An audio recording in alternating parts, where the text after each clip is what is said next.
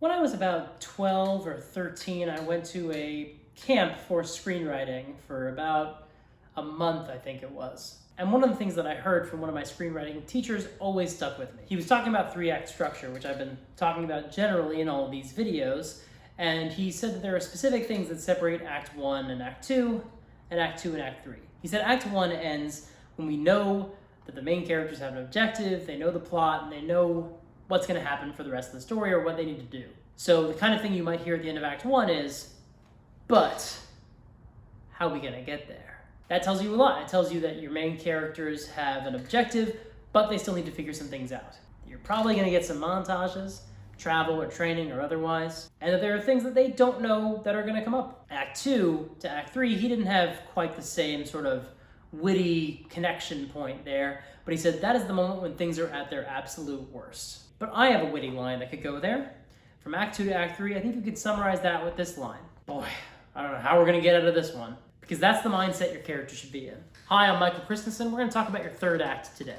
Climax, resolution, denouement, final fight. All these things are phrases that are tossed around when referring to the third act. All those things can and probably should happen in your third act. But your third act starts earlier than that. It starts with your characters at their lowest point. When the second act ends, your characters should feel like they have no way forward. They don't know what they're going to do.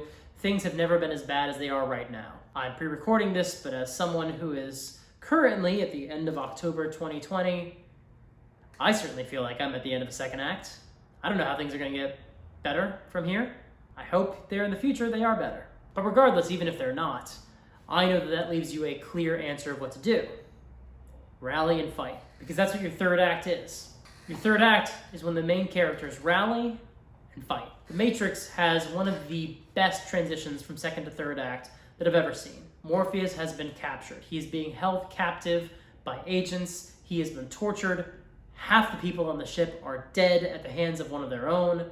Neo, Trinity, and Tank are looking at Morpheus, and they realize they've got to unplug him. The machines are going to get information out of him that cannot get out, so what else is there to do?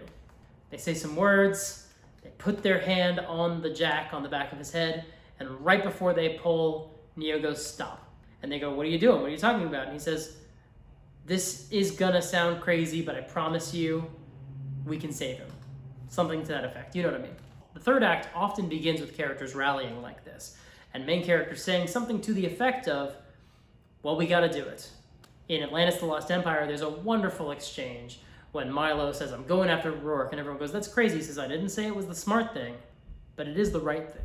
The Independence Day speech happens at the beginning of Act 3, because you need to hear a speech sometimes when things are really rough. Once Neo says he's gonna save Morpheus, he starts doing the computer things to jack himself in, and Trinity joins him and gives her version of the speech as well.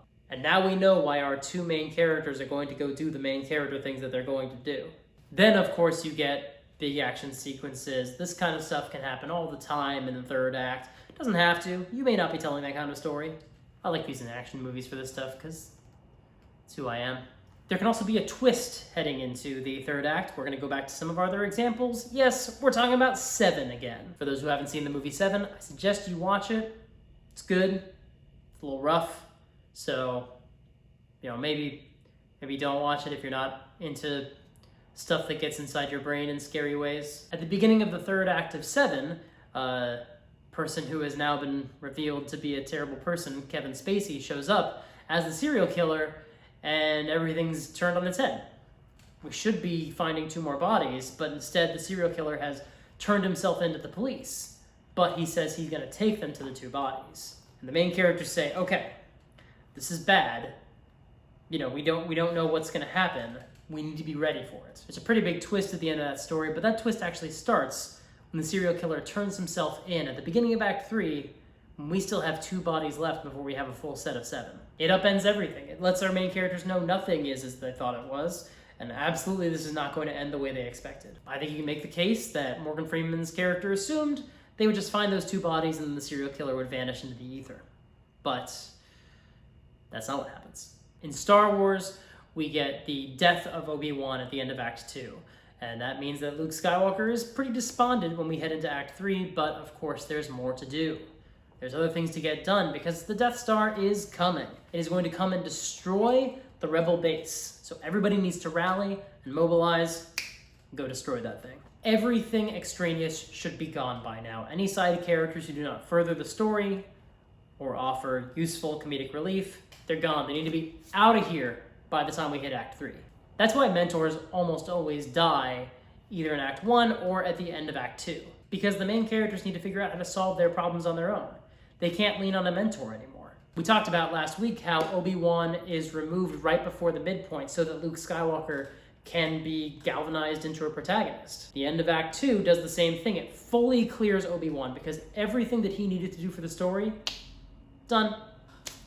So there's no use for him anymore. He's not going to do anything useful in the third act, so let's get him out of here. That's why you tend to see deaths right before you hit Act 3, because not only do you clear the chaff and make sure that anyone who's not going to be filling a major role in Act 3 is removed, you also get to get these characters down in their lowest points. You don't have to have a death there, but it's one of the best places to have a death in your story. That's the honest truth. I guess if I had to boil it down, I would say kill your characters right at the end of Act 2.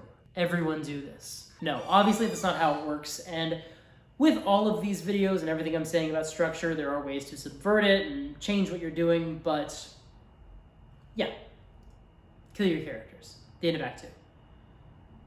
It's a good thing to do.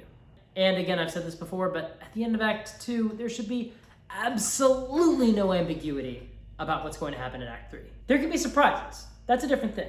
Surprises and twists, those can still occur. But if Luke Skywalker shows up at Bespin to face Darth Vader, we should see that happen in Act 3, and that's Empire Strikes Back. I'm making another different Star Wars reference. It's more Star Wars reference. Now, yes, there will be twists, there will be surprises, you can absolutely still do that, but new villains showing up, that doesn't work. New antagonists or new protagonists showing up, that doesn't work. All our major characters are on the board. If there's anyone who's not introduced yet, they don't get to make an appearance. All the major conflicts going on in the story should be resolved by the end. It doesn't mean they're resolved happily, but there should be some sort of resolution and completion of those stories. But as soon as you reach the end of Act 2, your foot is on the gas pedal to get to the end of Act 3. I love the third act. I think that's where I am the strongest when I'm writing. I really clearly know what I'm doing by the time I reach it, and it's much easier for me than Act 2 or Act 1. Boy, that is true for me anyway. But what about you? Let me know in the comments below. How do you feel about Act 3? Is anything I'm saying making sense? Is this good? Is this bad? You tell me. Don't forget to subscribe. I am doing a contest. I am trying to reach 100 subscribers by the end of 2020. And if you want to get a free Audible book, you can do that by being one of my subscribers, because at the end of 2020, if I have 100 subscribers, one of them gets a free audiobook. Please also like the video and hit the bell, do the things with YouTube and engage with it and stuff, analytics and the metrics and all this stuff. Algorithm. Next week, we're going to talk about endings, the actual resolution of your story. And I think that's, again, where I'm the strongest, so hopefully I have something to say. Maybe it's going to be dumb. I don't know. You better watch and find out. Only one way to. Thank you so much for watching. I love you, Victoria.